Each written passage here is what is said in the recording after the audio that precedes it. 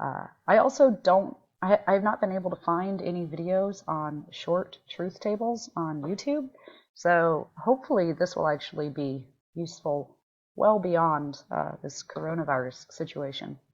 So let's talk about what we've got here on the page. I want to take it from the top. So what we have here is an argument. This Zinfandel wine would have a smooth finish if it came from very old grapevines. In fact, it does have a smooth finish, so it came from very old grapevines. From day one of class, we've been learning how to identify premises and conclusions. So it should be pretty apparent to you guys that the conclusion of this argument is, so it came from very old grapevines, right? Looks like we've got two premises here. We have premise 1 right here, right? This Zinfandel wine would have a smooth finish if it came from very old grapevines. And we have premise 2 right here. In fact, it does have a smooth finish. So our next step in logically evaluating this argument right here is going to be, if it helps, to just parse it in terms of premises and conclusions. So I've just rewritten here numbered premises and a conclusion. You'll note that I've rearranged the first premise, so it has this if-then structure. But if we look at the claim itself, this Zinfandel wine would have a smooth finish if it came from very old grapevines. We can see that this is very easily rearranged into this familiar structure of a conditional claim, right? And the conditional is the arrow symbol. So let's just rearrange it for the sake of concision, and so we can evaluate it. If it came from very old grapevines, then this Zinfandel wine would have a smooth finish. Premise 2, in fact, it does have a smooth finish, so it came from very old grapevines. So all we've done here is just numbered our premises and our conclusion to make it a bit easier to look at. The next step is going to be to translate this into logical form. So I'm just using P's and Q's to represent my sentence atoms. The sentence atom for P would be something like, it came from very old grapevines. And the sentence atom for Q would be, this Zinfandel wine would have a smooth finish. Or it would have a smooth finish. So then we can see number 2, Q, is just, it does have a smooth finish. So we've got Q again. And our conclusion is just, once we get rid of this superfluous stuff, it came from very old grapevines, which we can see right here is just P. It's just a restatement of P. So we can convert it into logical form relatively easily, right? If P, then Q. Q, therefore P. All right, so previously we would draw a long truth table for this.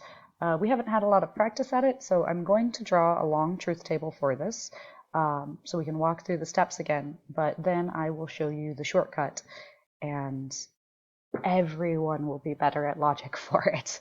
Okay, so normally what we would do is first, step 1 is to count the sentence atoms, right? And we can see that there are 2 sentence atoms, so we use our equation,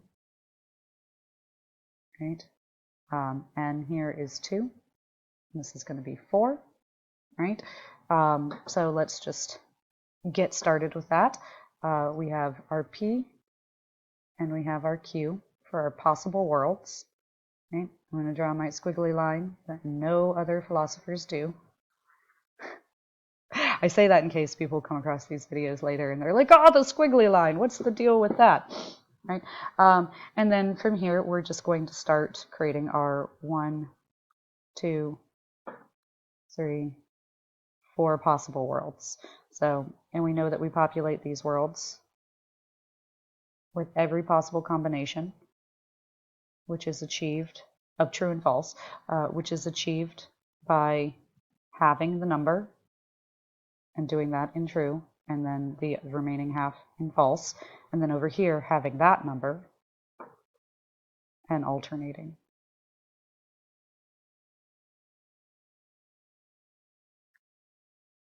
right? If it's easier for you to just memorize, then true, true, false, false, true, false, true, false, true, false, that's fine too. This is only really applicable to this truth table method. I'm going to continue my line out, and I'm going to make it quite lengthy because we want to put the argument we're evaluating over here, so we can line it up with our possible worlds. So our first premise is if P, then Q. Our second premise, which I'm just going to put a comma between, is just Q. And our conclusion, which again can be symbolized with these 3 dots. And then last but not least, we're going to put our conclusion right here.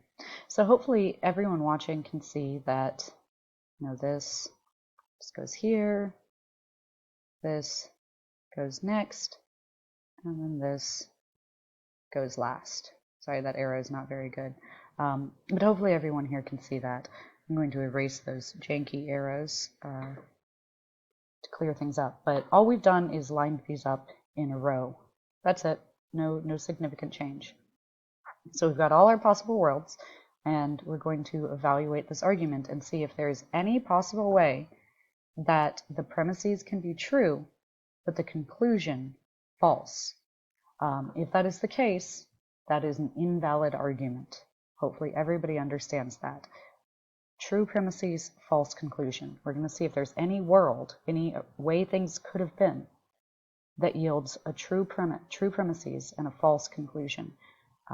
Because if so, then that is erroneous reasoning. So let's just get started with this long truth table. So we know that if P, then Q, when P happens and Q happens, this is true. If P, then Q, when P happens but Q does not happen, this is false. Right? In my other videos, I've said this is like if I promise to throw a party and buy snacks, and I throw the party but don't buy the snacks. I've definitely lied to you in that situation. However, if I don't throw the party and do buy the snacks, the conditional is still true, right? I'm still free to buy snacks. I just said if I threw a party, there would be snacks, just in case I throw a party. Just in the case where I throw a party, there will be snacks.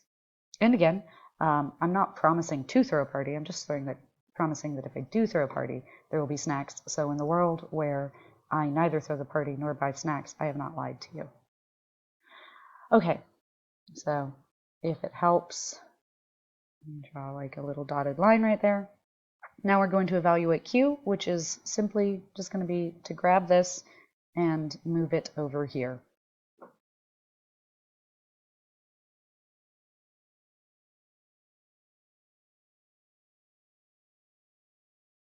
Right?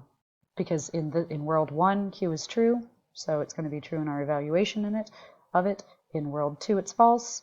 In world 3, it's true, and in world 4, it's false. So we're just keeping these lined up with that. This premise is not asserting anything other than that, as we can see up here, it does in fact have a smooth finish. It's just asserting Q, so we can just safely take that and grab it and put it over here. All right. On my little dotted line for no reason in particular. And easy peasy lemon squeezy, we just do the same thing with P, right? The important thing is that I was trying to fix that T and I think I made it worse. The important thing is that we keep these lined up. So true, true, false, false. All right, so again, we are looking for true premises with a false conclusion. In world number 1, we have a true premise. Let me change my pen color. So in world 1, we have a true premise. Why did that not do anything?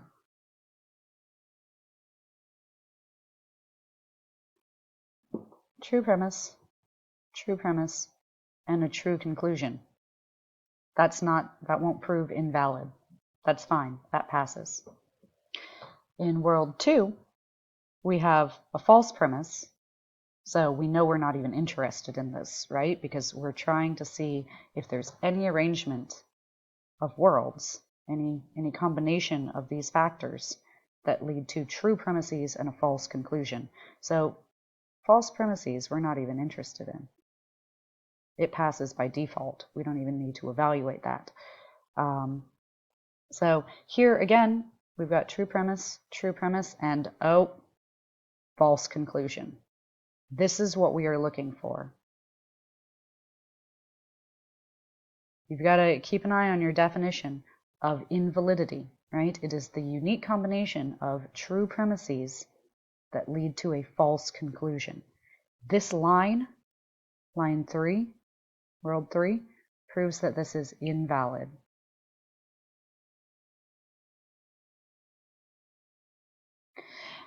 This is a structural problem, right? The reasoning here in this argument does not reliably lead to this conclusion. There's a way that this argument could be such that these things were true and this conclusion was false, right? If it came from very old grapevines, right? If this wine came from very old grapevines, then it would have a smooth finish. It does have a smooth finish, but there are other ways that it could have come to have that smooth finish, right? This just guarantees that if it came from old grapevines, then it would have a smooth finish. But as we can see, if it didn't come from very old grapevines, it could still have a smooth finish, right? That logic can apply, right? So it can have the smooth finish, but there are other ways it could come to have that smooth finish. It doesn't necessarily have to have come from old grapevines. Maybe it's just a really nice Zinfandel wine. I don't know much about wine. I'm a beer drinker myself. But there are other ways it could have been the case because of the way the conditional works, right? Because if I throw a party, then I'll buy snacks. I cannot throw the party, but still buy the snacks, and this is still a true claim, right? So because we know there are other ways this could be true without the consequent could be true without the antecedent being true, this second premise is not going to necessarily lead us to this conclusion. I'm going to clean this up and I will explain that as in depth as I can, so it doesn't just look like letters and numbers to you, so that maybe this can have some meaning before we move on to the short truth table method. This may have just clicked for some of you guys. This invalid argument, I should put that back on here.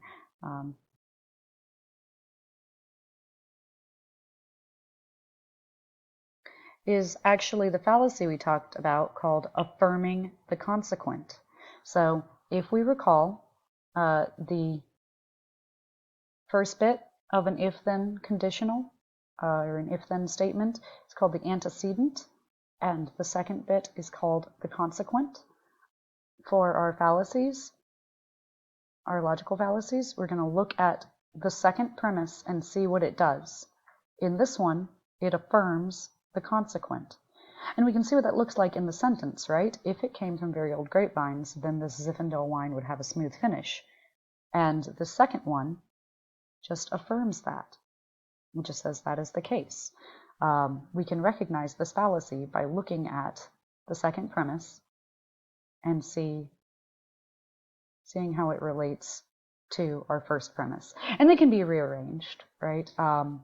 What's important is that one premise affirms the consequent of the conditional statement, of this if-then statement. So if you recognize that, you are doing very well and you are getting this.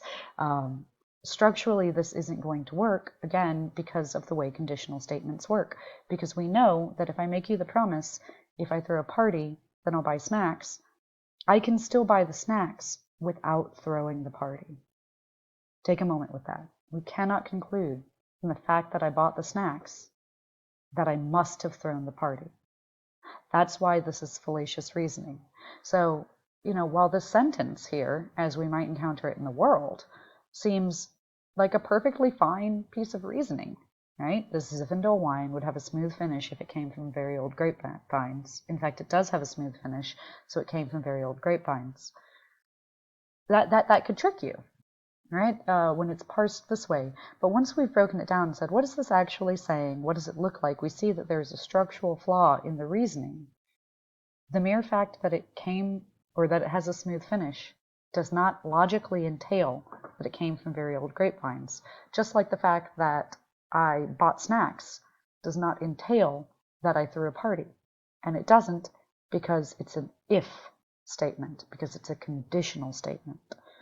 All right, I'm going to clear this up, and then we will talk about short truth tables. So short truth tables begin exactly the way long truth tables begin. We want to see how many sentence atoms we have. So we only have 2, so we're just going to go ahead and write our P and our Q again.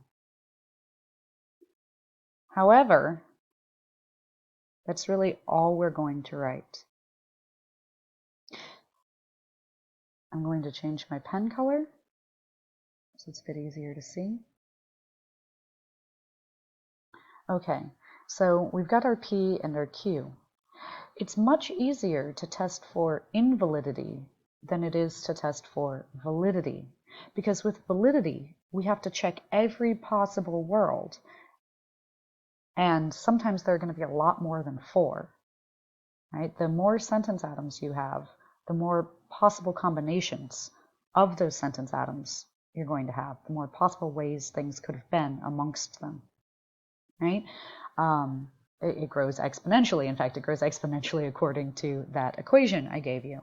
So rather than looking for valid arguments, we want to see if we can make something invalid.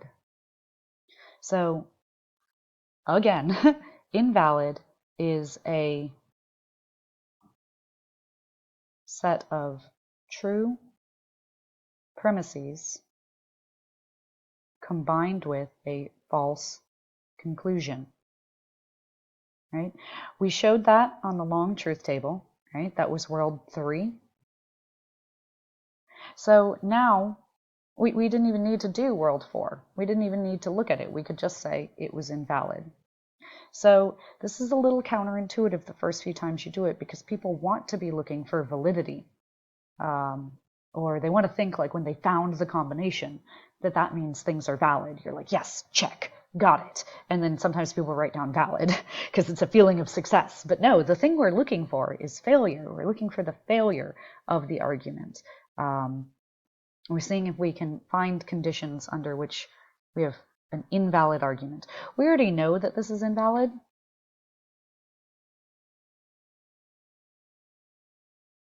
Right? But we're going to see if we can find that. Oh, mercy. I shouldn't have written that up there. Now I have to go back. Okay.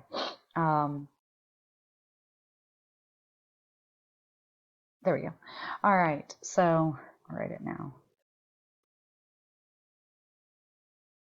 We already know this is invalid. So it may be clicking for you now, I hope. You might remember the combination of possible worlds, right? It was world 3. But what we can do instead is say, well, we know we're looking for true premises combined with a false conclusion. We want to make our conclusion false, right? To get that combination. So we want to give P the value of false. Now, once we give P in our little test system, in our short truth table, the value of false, we have to give it the value of false throughout to make sure we're in the same world, right? P can't be both true and false at the same time. So we give P the value of false. P did not happen, right? And then we want to keep in mind, we want to get true premises combined with a false conclusion. So now we're going to try to make this true. If you recall your truth table for the conditional, if P, then Q,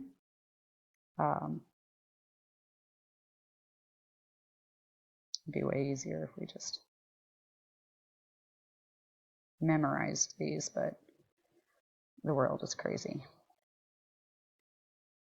So if you remember this really quickly, you're going to remember true, false, true, true.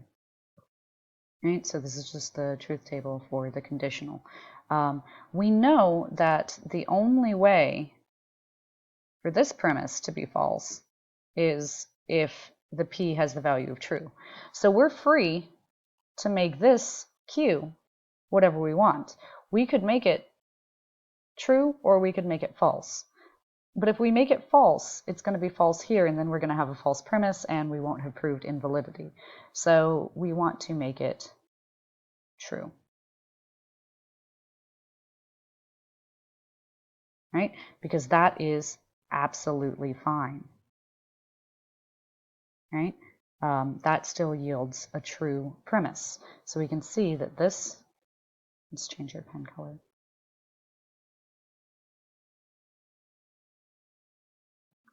This premise is going to equal true. This premise is going to equal true, while this premise equals false. We're done. That's it. This is it. These are the truth conditions that prove that this is invalid.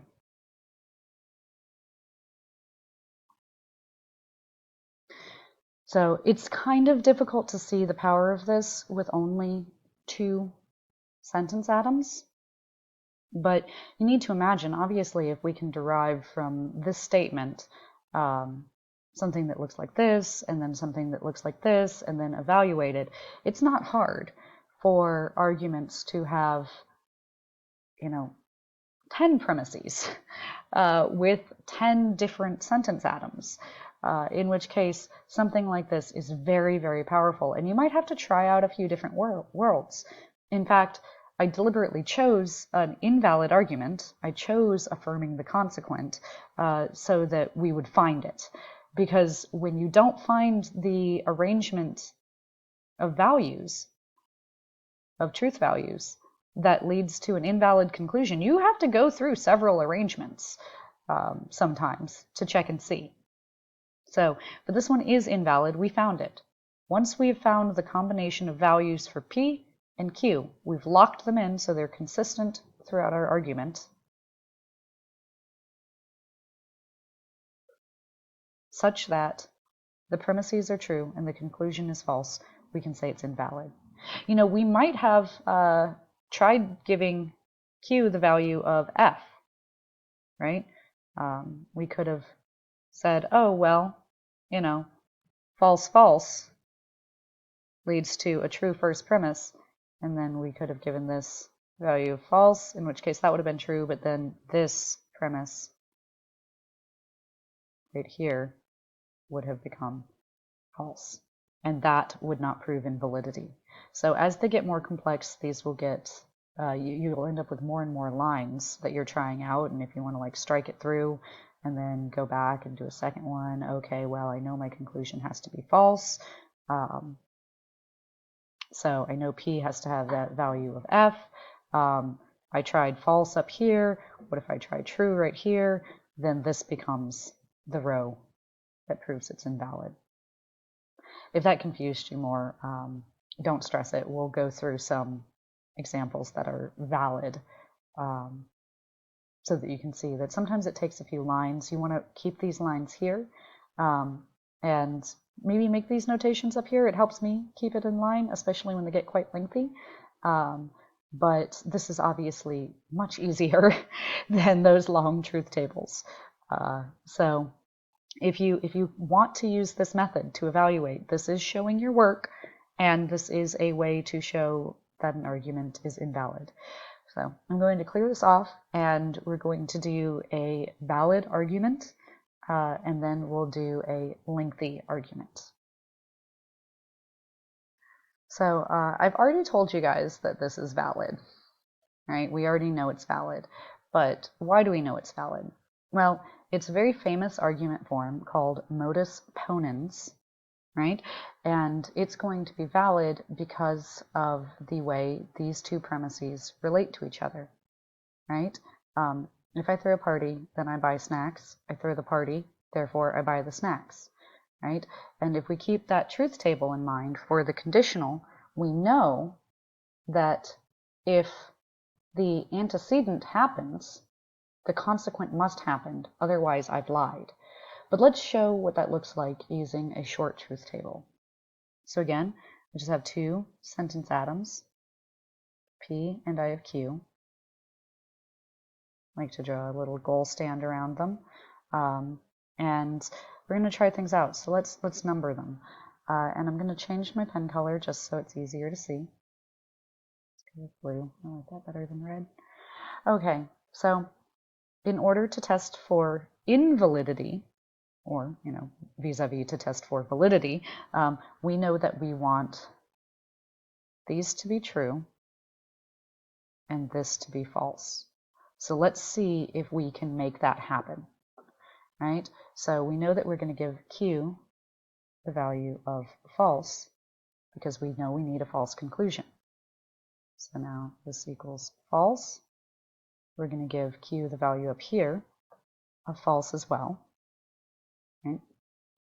So what possible worlds have a false consequent? Well, let me pull up that truth table again for us. So I've just grabbed one off the internet, but their conditional looks a little different, but it's an arrow. So don't stress it too much. All right, and these aren't necessarily numbered, but we know that Q is false. So we can say, all right, so these, I'm locked into these, right? I have to go with one of these two options. These are useless to me because Q can't have that value. Otherwise, the conclusion becomes true. So I have two ways that P could be true or false. Nothing new there. But we want our premises to be true. And if I went with this choice, that's a bad way to do it. If I went with the value of true for P, that would lead to my first premise over here being false. So I know that the only way to make a conditional statement with a false consequent true is to also have a false antecedent. So I'm going to give P the value of false. And now this whole statement equals true. But oh, wait, now this is false. So our second premise is false. And again, invalid is all true premises with a false conclusion. So we can't do it. So this isn't going to work. All right, back to the drawing board, right? So let's get our second try at it. Again, we're going to know, let me clean this up a little bit.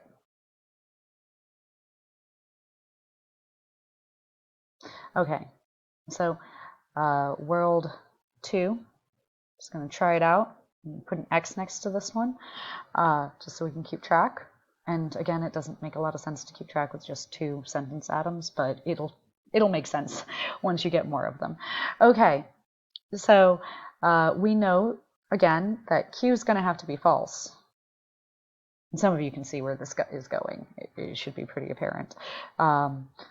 There's only one thing we didn't try out before, which is what if we make P true? Okay, well, let's go put that in there. Well, now we have the opposite problem. The first premise is false. Okay. We can see that that's false now, and the second premise is true.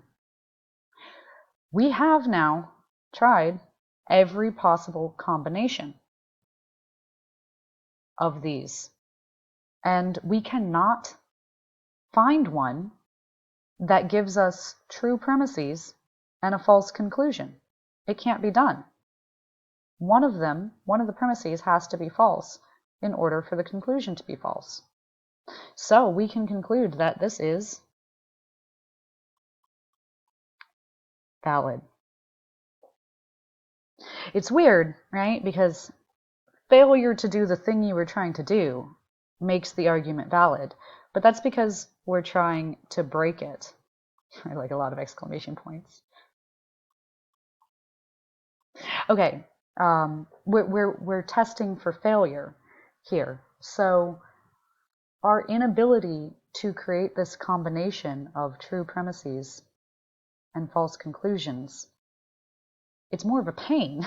It doesn't seem like that should be valid because we've failed to do the thing, but that means that the argument is good. That means we couldn't break it.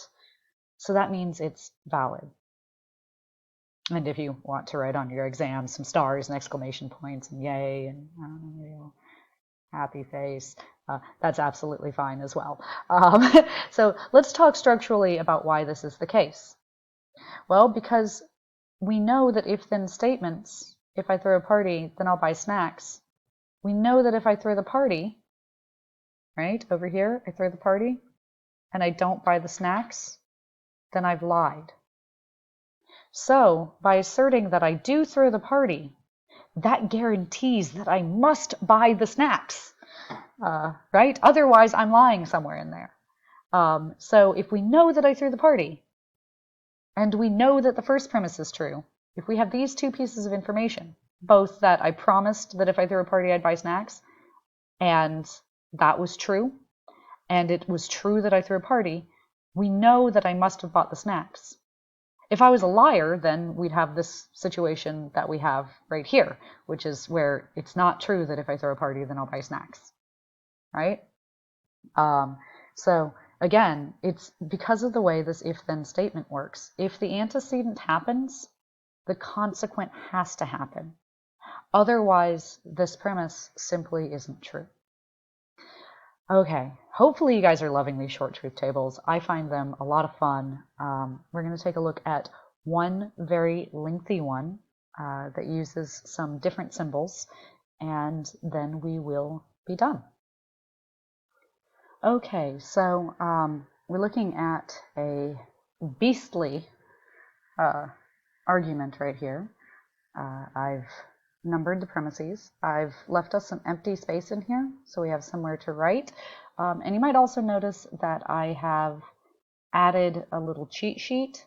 Hopefully my class already has this written down, but this is a cheat sheet of the truth table for every symbol in symbolic logic except for the negation, which is of course this thing right here. I didn't include that because it's just a reversal of whatever the truth conditions are in your possible worlds. So to briefly review, this is our possible worlds right here, right? This one looks a little different. I just Googled it because I did not want to have to make all of this in Photoshop. So we've got our possible worlds, and then we have the evaluation with our symbols, right, over here. So there's always going to be 4 because there's just 2 variables in each. They're all P's and Q's, but obviously the sentence atoms could have been anything. And you're going to see that they all follow the same pattern, right? The antecedent, or the P, is true in the first 2 and false in the first 2, right? So even though it's not clearly like a straight line across, you can imagine it as such. So with no further ado, let's get started on our evaluation. All right, so as always, the first thing we're going to do is we're going to see how many sentence atoms we have.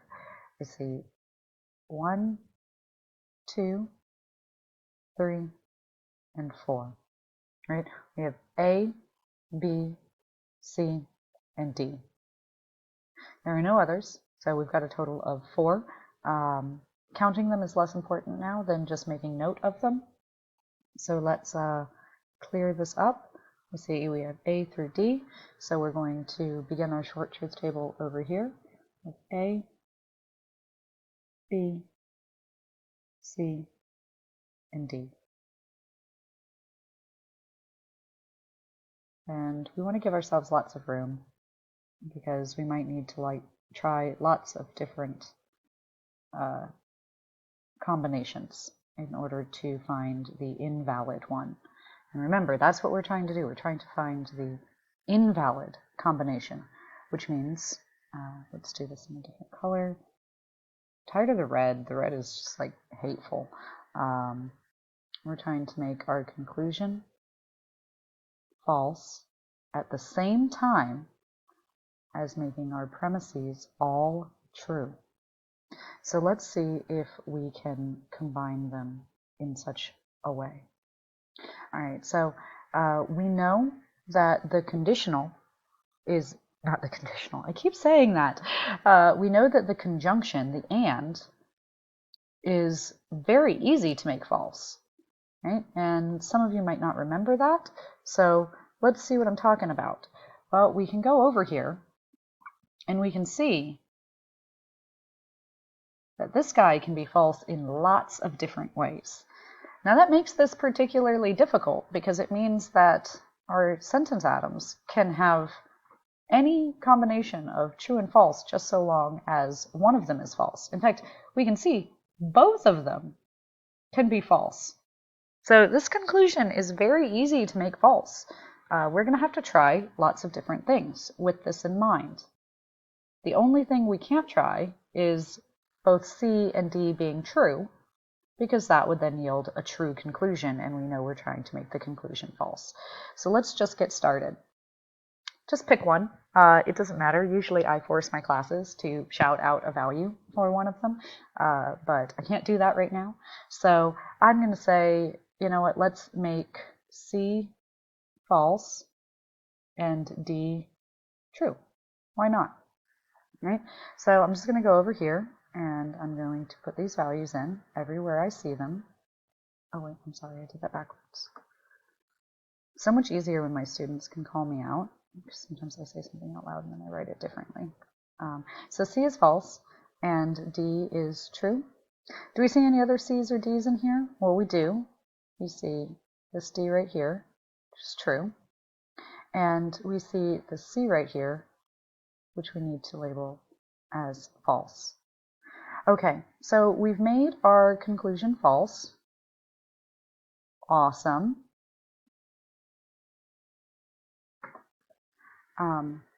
So now we need to go about making our premises true, right? So why not start at the start? We're trying to make if A, then C true. Well, we can look over here if we're still relying on our basic truth tables and see if there are any rows where the consequent, the second part of a conditional statement, can be false, and we can have still have a true premise. And we can see that the only way that that can happen is if A, or if our antecedent, is also false. So I'm going to put an F right here, and we're going to label this F. All right, so we've got this one equaling true. Good. Okay, let's move on to our second one. This is also a conditional. D has the value of T, but you'll see that it's not D, so this thing overall, how can I read this? Some people have told me it confuses them when I write below it, but hopefully the little bracket covers that. This entire thing, not D, has the value of false, right? Because D happened in this world. That's like saying, I don't have any money in my wallet. That's what you say, but in fact it's true that you have money in your wallet, right? So the statement, I don't have any money in my wallet, would be false on whole, because in fact in this world you do have money in your wallet. Okay, so that's false. We can again skip back over here and check and see what worlds have false antecedents and still remain true, and we can see that we're actually free to make this next bit either true or false. This will still yield a true premise. All right. Oh, and we forgot to label this A as well as this A. My bad. But we can see A already has a value. So again, I'm just going to bracket this. A didn't happen in this world, so not A is true. Right? And B doesn't have a value yet, but it can be true or false. It doesn't matter. So let's just give it, right, and this premise will still equal true. So let's give it the value of true. Well, actually, maybe some of you are like, no, don't do that. That would be needless. Those of you who are like, why would you do that? That would break it. You're looking down here at this B, and you're knowing that the biconditional has to match on both sides. Good job.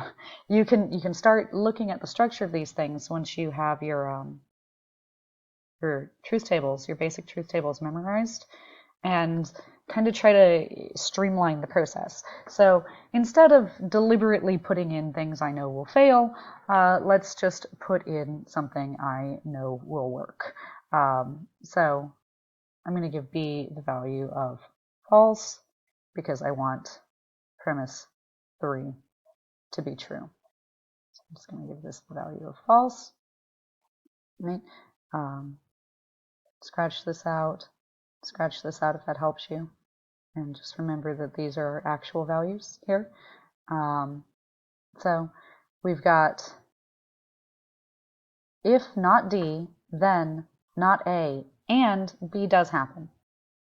So we can see that B does not happen. So this conjunction is false, even though this is true, right? We do that by looking over here. You need both parts to be true. We've given B the value of false. So this thing overall is false, and not D is false. Okay. Just trying to make this a little easier for people to see. So we have a false, false conditional. We can look over here, see that it is false, false, and that yields a true. So we know that we have made this premise true. Excellent. So, good. Passes. Okay. Now, with this one, all our letters are already filled in. We can see that. Okay. So we just need to evaluate it. So we're going to look at our truth table for the biconditional. This says A, if and only if B. I will throw a party if and only if I buy snacks. I don't want to be a rude host. They're mutually exclusive. They have to happen together or not happen together. This can actually be written with just the conditional. It's pretty straightforward, but it's the biconditional. Okay, so we can see that I didn't throw the party and I didn't buy the snacks, and I promised you that I would throw a party if and only if I bought snacks. So we can see that this equals true. Check. All right, we've done it. We have premise 1 is true, premise 2 is true, premise 3 is true, and the conclusion is false, based on this arrangement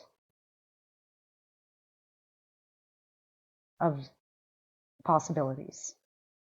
Right? So we can now write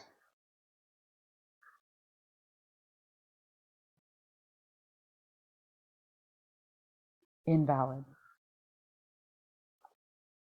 Fantastic. I intended on drawing that out a little bit. Super sorry that I did not. I'm going to take a look at this and make sure I didn't mess anything up, because I don't think my instincts are that good. So as it turns out, yeah, my instincts are that good. This is the unique combination that will yield you the invalid.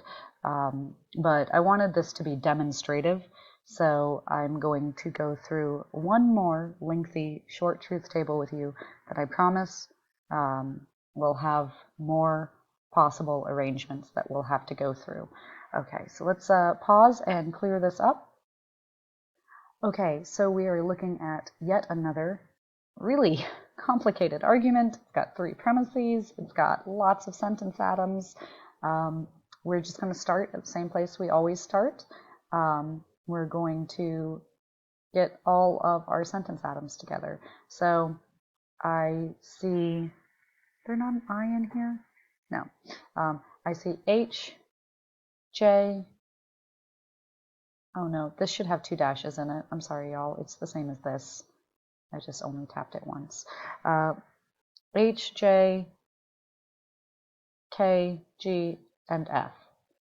Okay, so I'm going to put these in order over here. So we've got F, G, H, J, and K. That kind of looks like an R, I'm sorry. And K. All right, fantastic. Let's get our little goalpost and start drawing our lines. Let's give ourselves lots of room. All right, all of these are accounted for, none unaccounted for. You could have put them in whatever order you wanted to. I just chose this one. So if you're following along, like maybe pause right now and try to fill this one out and see if you can find that unique arrangement of true premises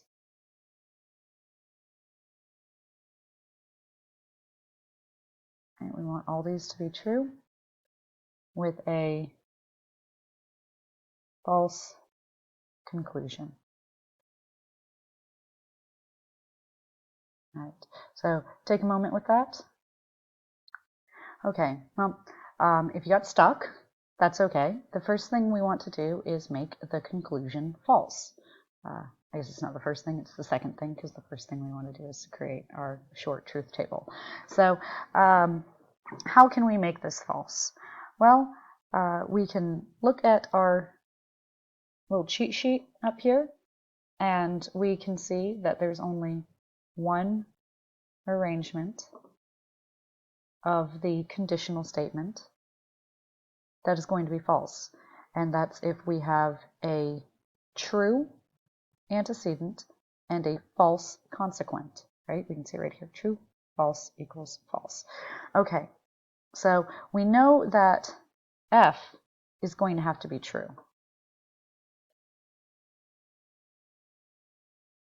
All right,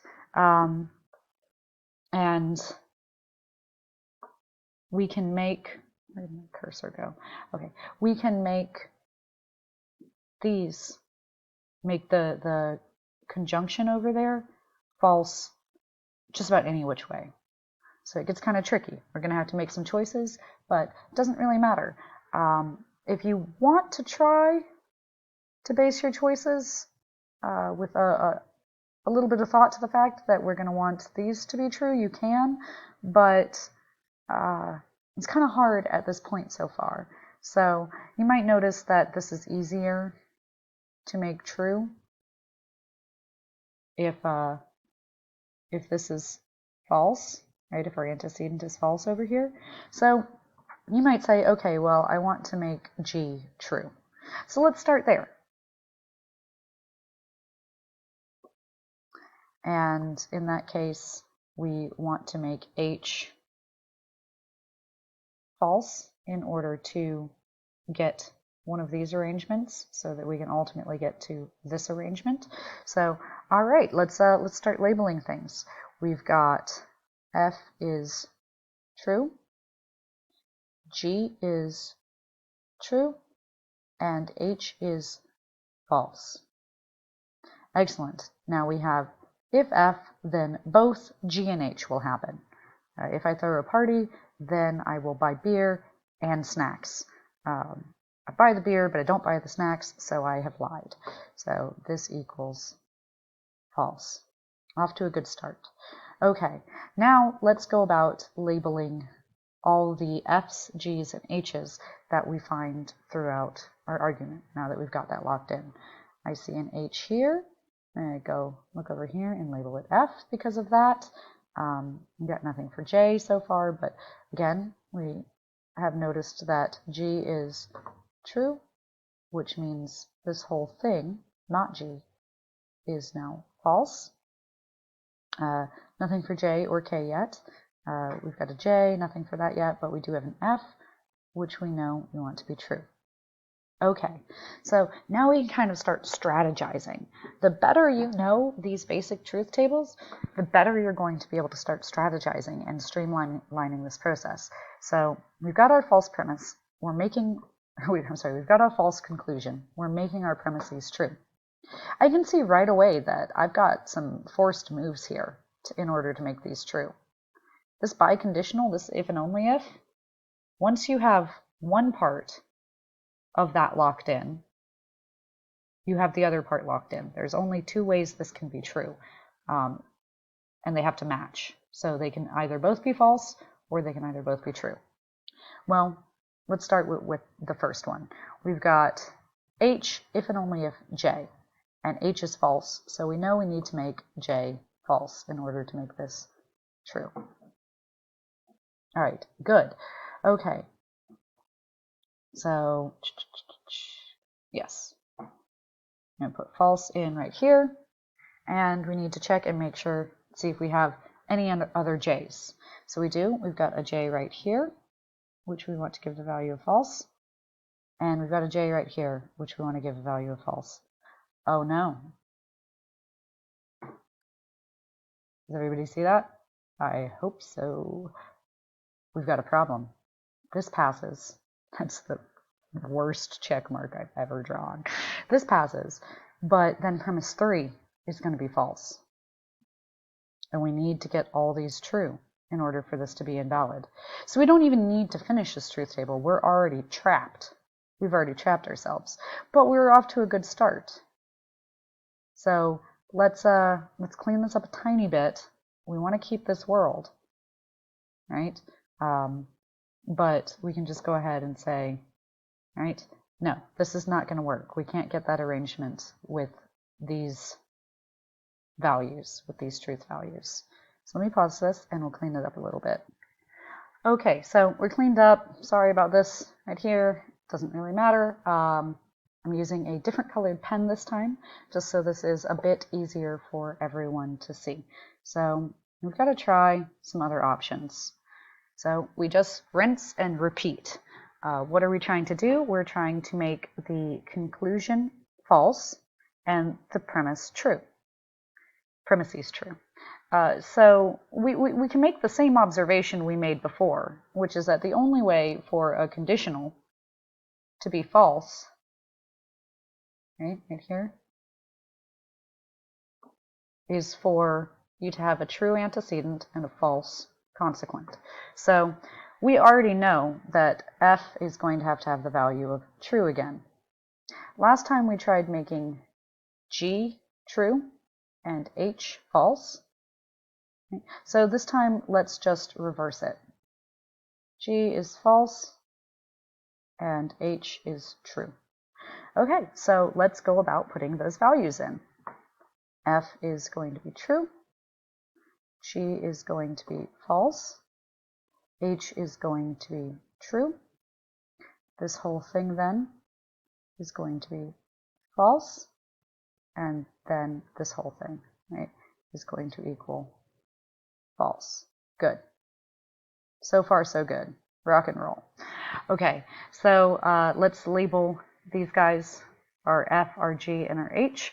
Up here, we see that H has the value of true. We see that this F is going to get the value of true again.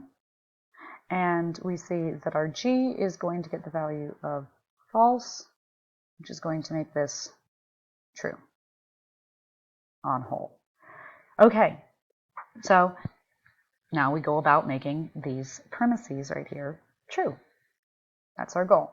So let's start at the start. Again, premise 1 says H if and only if J. So H has the value of true already. That's locked in. We can come over here and remember that if one sentence atom has the value of true in a biconditional statement, then the other one has to have the value of true in order for it to be true. If it had been false, we could have gone false, and it would have still been true. So I will throw a party if and only if I buy snacks, and in order to make that true, I gotta buy the snacks and throw in the party. That's already locked in. All right, good, true. Okay, so now we've got some other j's that we have to attend to. Oh, and we should definitely write it down here as well. So we've decided on the value of true. So we've got this j right here, which we're going to say is true. That's going to render this whole thing false. And we've got this j right here, which is also going to be true. Good. Excellent. All right. So we can see that this is going to pass. So we only really need to attend to the second premise, premise 2. So we've got a true antecedent this time. That's a little trickier because we can see that if we have a true antecedent, we've got to have a true consequent. Otherwise, this premise is going to be false, right? That's the same way we made the conclusion false, right? But already part of our conjunction, our and statement, is false. So there's no way to make this true because a conjunction statement can only be true if both parts are true, and already one part is false. This is always going to equal false, right? And if you want to, just for practice, give k a value. Sure, let's give k the value of true. Right? Okay, k has the value of true. This whole statement is false. And we can see that we have that true, false that we were looking for up here. And it makes it false. So this is not a way to make the premises true with the conclusion false. This is getting kind of tricky. There is one other arrangement of variables, or sentence atoms, such that the conclusion would be false, but some of you might be seeing that it's not going to make any difference. I'm going to go through those motions anyway, so let's pause this, I'll clean it up, and we'll be right back. Well, I've cleaned this up as best I could, but we got some leftovers hanging out here. That's okay, because we're using this weird, like, let's call it burnt umber, this burnt umber color. We're going to start from the top one more time. So what do we want to do? We want to make the conclusion false. That's our first step. So we know that the only way to do that is by giving f the value of t. So we're still stuck there. And we've tried making g true. We've tried making g false. We've tried making h false. And we've tried making h true. So what's the last option we have available to us?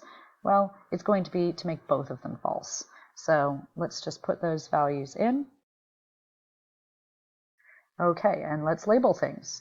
So we've got a true, and we've got a false, false. That makes this whole statement false. Good. So far, so good. Okay. Oh no, I lost the top of an F there. Oh no. Sorry. There we go. Okay, so let's go about labeling these in our premises now. So we've got our F, which is true here. We've got our G, which is false. We've got our H, which is false. This whole thing then, right, becomes true. And that's everything. Okay, sorry if this is messing you up. It's kind of messing me up. So again, let's start with the first premise. We know with the biconditional it has to match, and we have the value of false for H, so J is going to have to get the value of false as well in order for this to be true.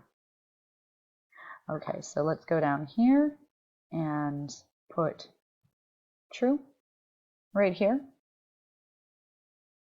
And let's label our other J's. Oh, no, why did I put true there? I'm sorry. I do that sometimes. Okay, so we've put false in for J right here. And we're going to put a false right here, which renders the statement not J true. And we've got a J right here, which we're going to label false. and oh no, we've got a false premise. And we don't even need to proceed any further than that, right? This is going to fail for the same reason our initial attempt failed, right? So that's not going to work. What more can we possibly do? You may be asking yourselves. Well, nothing. We have made the conclusion false every possible way we could. There are no more ways to make the conclusion false. If you can think of one, I would be very excited. But we know that invalid is the unique combination of all true premises and a false conclusion. Well, we've tried every possible way the conclusion could be false. There are no more ways to try, which means that we get to say that this is valid. Technically, we didn't really need to do row number 3, because, again, 3 is false for the same reason, or fails for the same reason that 1 fails, right, because of these 2 biconditionals right here. It's this J. This J really gets us, right? It has to match. And this F gets us right here, because it has to be true, so J then has to be true, but up here, H becomes false, right? So hopefully you're starting to see the structure of this thing. Take some time with it. This is a really tricky thing. It was not easy for me to make something this complicated and valid. Right? This is a valid argument structure. There's no way that if 1, 2, and 3 are true, the conclusion can be false. So this is a big, beastly valid one.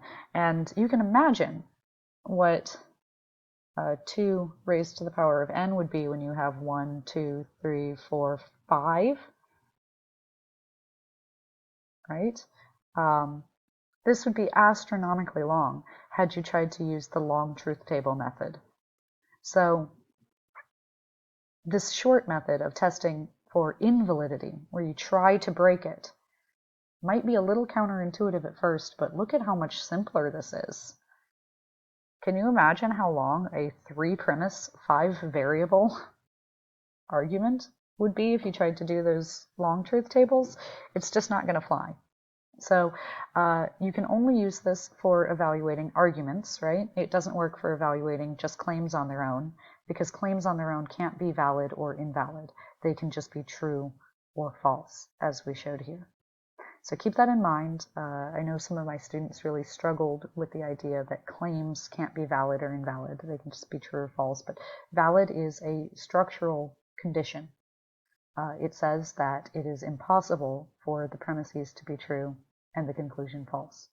And again, invalid says that there is a way for the premises to be true and the conclusion false.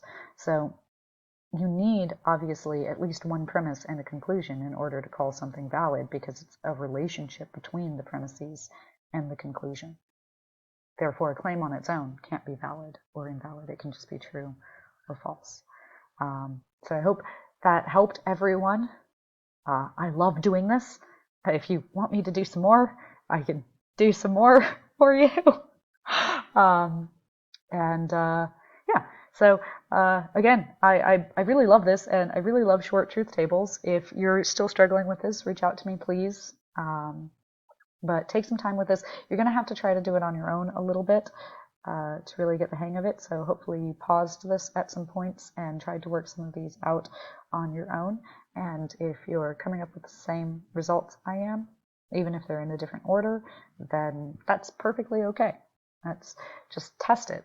It's a really simple 3-step process where you're just inserting truths or falses. That's all you're doing, and going through it one by one methodically. So it's easy to forget a negation sometimes, or let something like that slip. That's not a big deal. What's important is that you understand what we're discovering here. We're looking for invalidity, and that you see that that's a product of the structure of the argument, not the content. Right? We started this out talking about Zinfandel wine. But what was wrong with that was not that very old vines don't produce wine with a smooth finish. It wasn't a problem with the content. It was a problem with the structure. So, fantastic. All right. I hope everybody has a great summer break. Thank you guys for watching through this. And I hope you enjoyed this as much as I did. You guys have been great. Thanks for sticking with us through this hot mess of garbage. And I hope to see you guys in some future philosophy classes.